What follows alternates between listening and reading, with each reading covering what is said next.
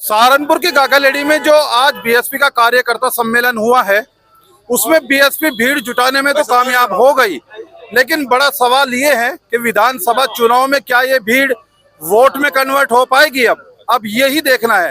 रोहित राणा जी हमारे साथ हैं, जरा उनसे बातचीत करते हैं। राणा जी, आप लोगों की मेहनत तो रंग ले आई है, भीड़ तो देखने में मिली है, अच्छी खासी भीड़ हुई है, आगे की क्या कुछ रणनीति है? देखिए, सबसे पहले आपका बहुत बहुत धन्यवाद कि आपने हमारे संघर्ष की आवाज उठाने का काम करा।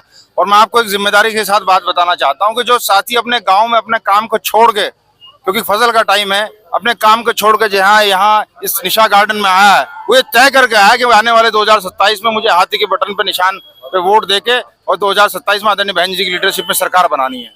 पर राणा जी, एक सवाल आप भी जानते हैं, मैं जितने लोगों से बात किया है किसी ने अभी तक उसका स्पष्ट जवाब नहीं दिया है, लेकिन कहीं ना कहीं आप समझते हैं इस चीज को।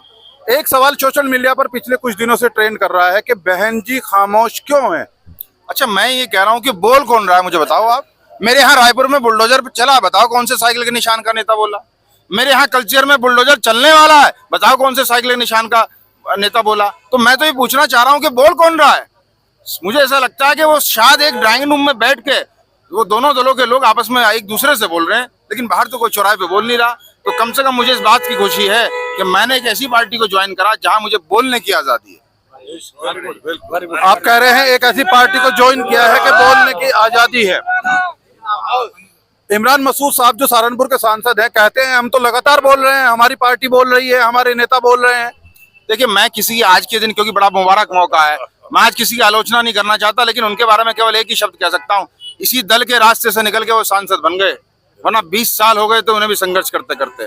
तो इस दल की क्या ताकत है, ये उनसे तन्हाई में बैठ के पूछना, शायद तन्हाई में आपको बता देंगे ताकत क्या है। चलिए, एक सवाल और मेरा आपसे। अब इस यहाँ से आपने जो है फिरोज आफ्ताब साहब को जो है इस सहारनपुर देहात विधानसभा से अपना प्रत्याशी घोषित कर दिया है। अब सवाल ये है कि आपका मुकाबला किस राजनीतिक दल से है? देखिए, ऐसा हमारा जो मुकाबला उस झूठ और फरेब की राजनीति से है जो ये दोनों दल आपस में मिलकर करते हैं। हमारा मुकाबला उस बात से है कि जब यहाँ कोई किसी चौक चौराहे पे अगर पुलिस का कोई दरोगा लाठी बजा दे, तो कहाँ ये कमल के फूल के निशान के नेता और कहाँ ये साइकिल के निशान के नेता ढूंढने नहीं मिलते हमें। इन्होंने तय तो ये करा था कि साहब अगर कोई लड़ बजेगा तो हम अपनी कमर करेंगे, लेकिन आज साइकिल के नेताओं ने और इन भारतीय जनता पार्टी के नेताओं ने अपनी फॉर्च्यूनर उस पुलिस के लट के आगे करी है। मैं बड़ी जिम्मेदारी के साथ आपको कहना चाहता हूँ। मैं यहाँ आ रहा था इस प्रोग्राम में, कुछ लोगों से बीच में बातचीत कर रहा था, तो जिक्र हुआ जब इस प्रोग्राम का, तो आवाज ये भी निकल कर आई, कुछ लोगों ने मुझे कहा कि कहीं ना कहीं देहात विधानसभा पर मलिक समाज भी नाराज है। अगर इसमें सच्चाई है, मलिक समाज आपसे नाराज है, तो कैसे मनाएंगे? क्या कुछ रणनीति है आगे की? देखिए, ऐसा मुझे आप किसी जाति मजहब में ना बांटिए। मेरा तो आपसे एक आग्रह है कि सारी जाति सब मजहब मेरे हैं, और मैंने पिछले 8-10 वर्षों में हर एक जाति में, आप मेरे बारे में पता कर लेना, मैंने अगर सुबह जनाजे को कंधा दिया तो शाम को अर्थी को कंधा दिया। केवल जिले में मैं ही ऐसा नेता हूँ। नहीं, ये एक मिनट सुन लीजिए। जाति मजहब में नहीं बांट रहा हूँ सर, ये एक सवाल है। सवाल आप ये तो मानेंगे ना कि सवाल तो मैं पूछ सकता हूँ ना आपसे कि अगर कोई नाराज है उसको कैसे मनाएंगे?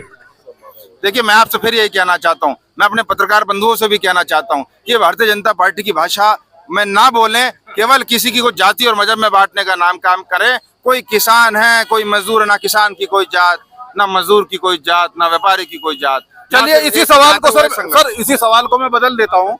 अब मैं सिर्फ आपसे ये जानना चाह रहा, जो लोग आपसे नाराज हैं उनको कैसे मनाएंगे आप? अच्छा, मुझे इतनी, अगर कोई नाराज होता तो इतनी भीड़ आपको दिखती? पर सर विधानसभा इतनी बड़ी है, सारी विधानसभा तो नहीं है। केवल वो नाराज है जिनकी गद्दी छिलने वाली है। चलिए देखते हैं, वो आखिर में राणा जी कहकर गए हैं, सिर्फ उनके राजनीतिक दल से वो लोग नाराज हैं जिनकी गद्दी छीनने वाली है। सवाल तो हमने उनसे पूछा जरूर था, जो यहाँ इस विधानसभा के ऊपर मलिक बिरादरी है उसको लेकर, लेकिन जवाब उन्होंने क्लियर नहीं दिया है। आप क्या सोचते हैं इस विधानसभा को लेकर, राणा जी के इस बयान को लेकर? आप भी अपनी राय रखिएगा। इस खबर के लिए इतना ही। बहुत बहुत शुक्रिया हमारे साथ जुड़ने के लिए।